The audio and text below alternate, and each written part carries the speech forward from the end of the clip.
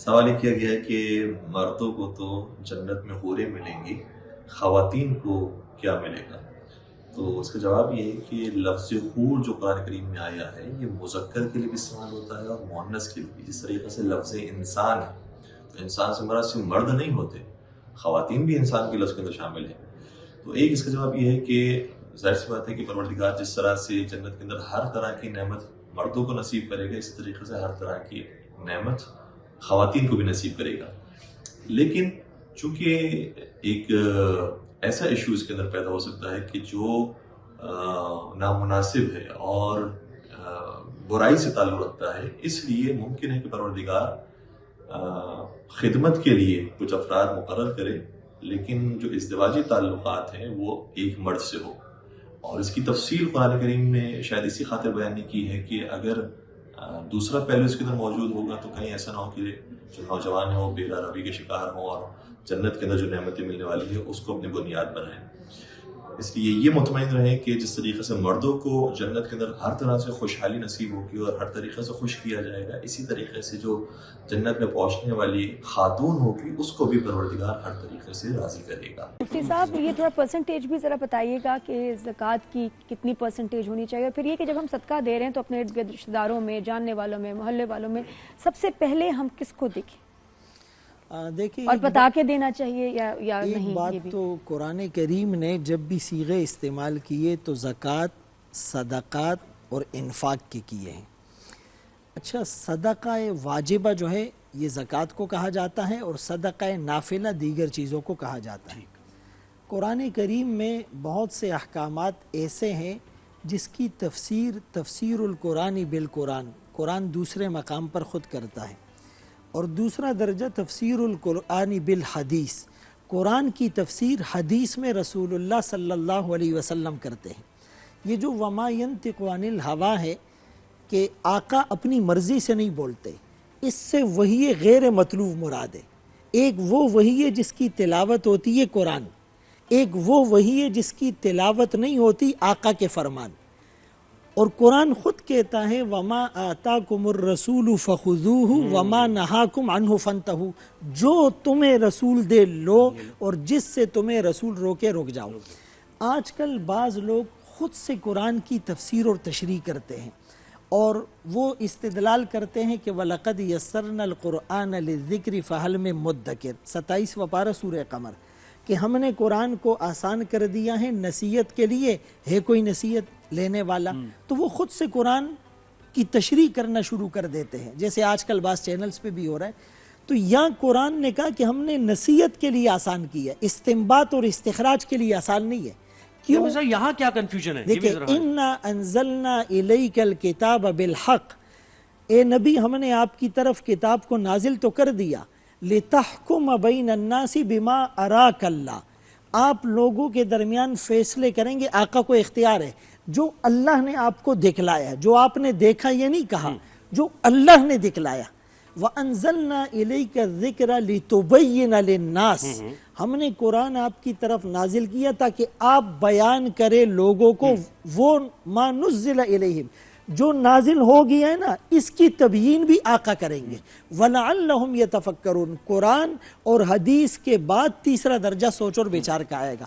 تو زکوٰۃ کے بارے میں بھی جیسے اس کی پوری تفصیل حدیث میں آئی ہے، جو آپ نے سوال کیا وہ یہ ہے کہ یہ 2.5% ہوتی ہے.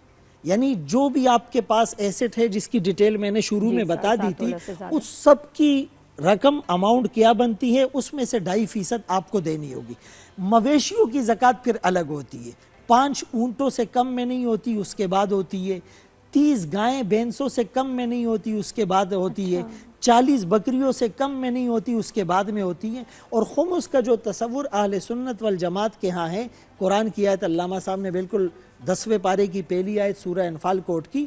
تو ایک تو یہ خمس ہوتا ہے جو جہاد کرنے کے بعد کافروں کا مال غنیمت حاصل ہوتا ہے، اس میں سے ایک حصہ فَأَنَّ لِلَّهِ خُمُسًا وَلِلرَّسُولِ، اور پھر 4 حصے بقیہ مجاہدین میں تقسیم ہوتے ہیں. ایک خمس ہوتا ہے خمس معادن اور خمس رکاز.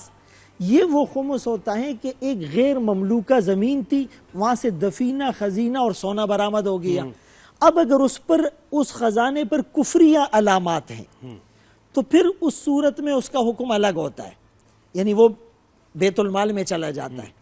اور اگر اس پر اسلام کی مسلمانوں کی علامات ہوتی ہے پھر اس کا حکم لقطے کا ہوتا ہے۔ لقطہ وہ ہوتا ہے کہ گری پڑی چیز آپ کو مل گئی تو اب آپ نے اس کے مالک کو تلاش کرنا ہے، خوب تشہیر کرنی ہے کہ کسی طرح مالک مل جائے۔ مالک مل گیا تو اس کو دے دیں گے، مالک نہیں ملا تو آپ راہ خدا میں خرچ کر دیں گے غریبوں میں۔ لیکن ان کیس خرچ کرنے کے بعد اگر مالک مل جاتا ہے اور وہ کہتا ہے کہ بھائی مجھے میرا مال دینا ہے تو پھر آپ نے اپنی جیب سے اس کو دینا ہوگا۔ تو ایک آخری بات یہ ہے کہ زکوٰۃ کے بارے میں یہ ضرور خیال رہے کہ کن چیزوں کو زکوٰۃ سے مائنس کرنا ہے۔ ابھی انٹرو میں بھی شاید بات ہو رہی تھی کہ اگر کسی نے کسی کو قرض دینا ہے، میں نے 5 لاکھ دینے، اس کو مائنس کر دوں۔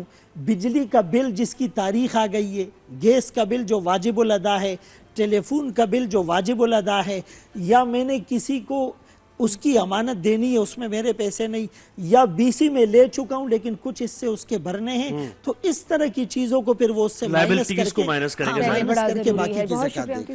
اب وسیع بھائی، یہ باہر کے ملک میں کیا ہوتا ہے کہ وہاں جو رہتے ہیں لوگ، ان کو خیرات دینی ہو، صدقہ دینا ہو، اتنے لوگوں کو جانتے بھی نہیں، تو وہ کیا پریفر کرتے ہیں، کس طرح سے پھر زکات دیتے ہیں؟ مستحقین تو ہیں وہاں جن کو وہ لوگ دیتے ہیں، لیکن زیادہ تر لوگ زیادہ کوشش کرتے ہیں کہ پاکستان میں جو مستحقین ہیں ان تک ان کی زکات، خیرات، صدقات جو ہیں وہ پہنچاتے ہیں۔ اور یہ خود بھیجتے ہیں کہ ان کے رشتہ دار نہ ہو جیسے، پھر وہ کسی کو کہتے ہیں کہ جی آپ جہاں مرضی دے دیجئے۔ ایسی چیریٹیز ہیں کہ جو یہ ان سے لے کر پاکستان پہنچاتی ہیں، اس طرح کی تنظیمیں ہیں، تو وہاں آسانیاں ہیں۔ جی بہت آسان۔ اچھا، بہت شکریہ وسیع بھائی، آپ سے ساتھ میں ریکویسٹ کریں گے۔ کیونکہ آپ کا سوال بھی تھا اور مولانا نے بہت اچھی طریقے سے اپنے مکتب کے حوالے سے احکام کو بیان کیا، تو زکوٰۃ ہمارے یہاں 9 چیزوں کے اوپر واجب ہے جو معصومین نے بیان کی ہے۔ چونکہ قرآن میں اس کا حکم نہیں ہے، اہل بیت کرام علیہ السلام نے اور رسول اکرم صلی اللہ علیہ وسلم نے جو بیان فرمایا ہے اس میں 9 چیزوں کا ذکر کیا ہے جس پر زکوٰۃ نکالنا ضروری ہے۔